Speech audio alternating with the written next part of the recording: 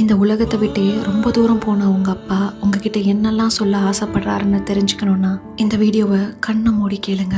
அப்பா உங்களை பாதியிலே விட்டுட்டு போயிட்டேன்னு பயங்கர கோவத்தில் இருக்கீங்கல்ல.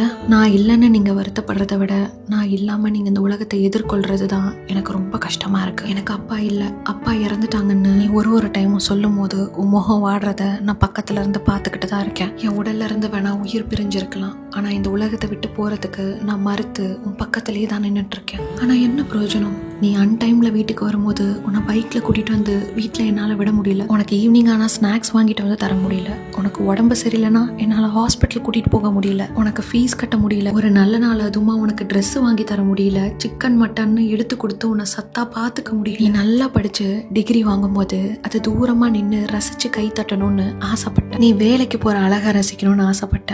உனக்கு கல்யாணம் பண்ணி வச்சு உன் குழந்தைங்கள என் மடியில் உட்கார வச்சு பேரம் பேத்தின்னு இந்த வாழ்க்கையை கழிக்கணும்னு ஆசைப்பட்டேன். நான் ஆசைப்பட்டது ஒரு குத்தம்னு இந்த கடவுளை என்னை சீக்கிரமா கூப்பிட்டுக்கிட்டாரு. இப்போ எல்லா வாரமும் உன் தலையில விழுந்துருச்சுல்ல. எல்லா இடத்துக்கும் தனியா நீயே போற. எங்க போறது யாரை கேட்கறதுன்னு தெரியாம நீ திணறி நிக்கிறத நான் பார்த்துக்கிட்டு தான் இருக்கேன். அப்பா இருந்திருந்தா எல்லாம் சரியா நடந்திருக்கும். அப்பா இருந்திருந்தா இதெல்லாம் உனக்கு கிடைச்சிருக்கும்னு நீ நினைக்கிறது எனக்கு தெரியும். உனக்கு கஷ்டம் தெரியாம வளர்க்கணும்னு நான் நினைச்சேன். ஆனா நான் விட்டுட்டு போன பொறுப்புகளை நீ தூக்கி சுமந்தே டயர்ட் ஆயிட்டல்ல.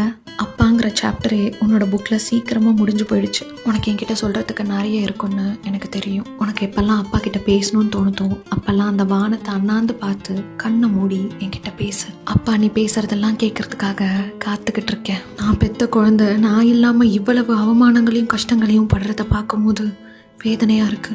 அந்த கடவுள்கிட்ட ஒன்று தான் கேட்குறேன். அடுத்த ஜென்மத்தில் நீயே எனக்கு குழந்தைய வந்து பிறக்கணும். இந்த ஜென்மத்தில் எதெல்லாம் உனக்கு என்னால் செய்ய முடியலையோ அடுத்த ஜென்மத்தில் நான் கண்டிப்பாக செய்வேன்.